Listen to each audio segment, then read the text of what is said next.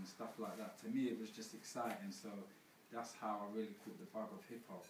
And I went to school with DJ Fingers, who was, to me, the head of the Sindecut. He was the person who was responsible for the Sindecut growing into what it was and what it is today. And I saying this to everyone, I was a fan. I used to just love the music and love what he was doing. And him being a DJ, I thought he was quite a cool guy because he used to be able to get into parties and clubs for free.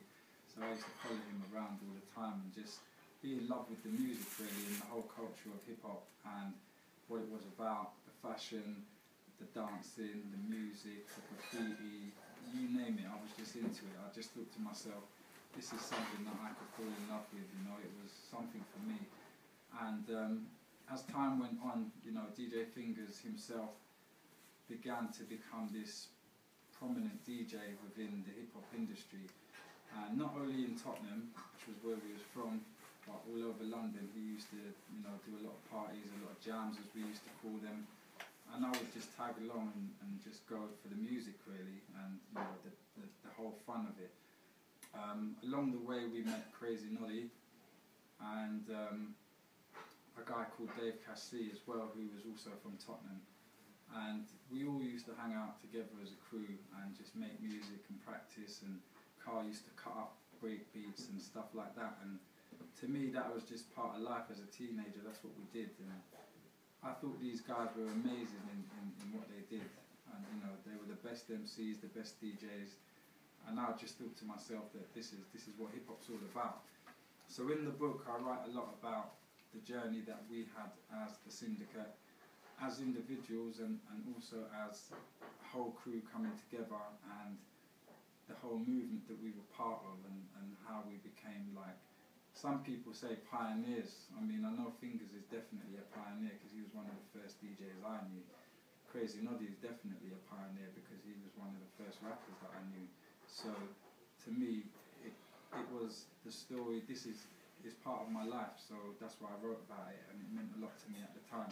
And also because, excuse me, when we got to the stage that we did, which was signing to a major record label and going on tour with Soul to Soul and doing like a big UK tour, big arenas and stuff like that, and making money and getting famous, as people call it, you know, we were kind of like the blueprint for a lot of things that happened after. And I wanted people to read this book, even if you were a young artist in today's current, you know, music climate, and understand like the machinery of a major label basically, because what we went through, I would hope that no other crew or band would have to go through without at least the knowledge of knowing what they're getting into.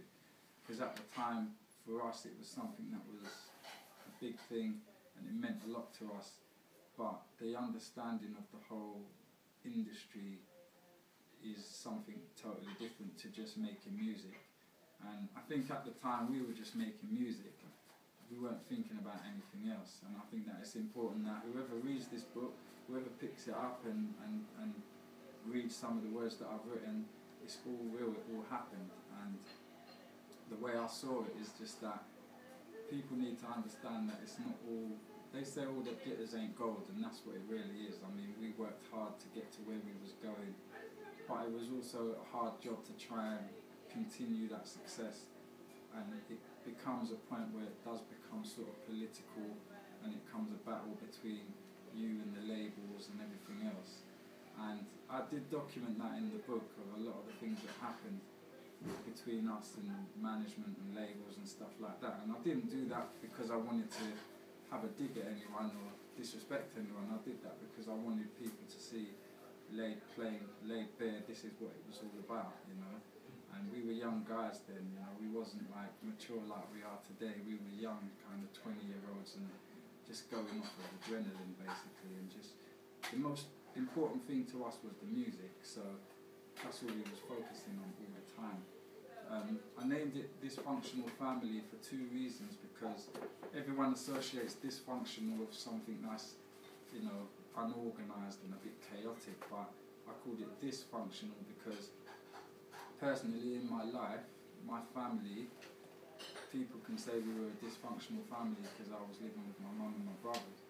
but we actually function quite well as a family, so I felt to myself that was like a relevant title. And also the Sindecut, we always said that Sindecut meant family, because that's what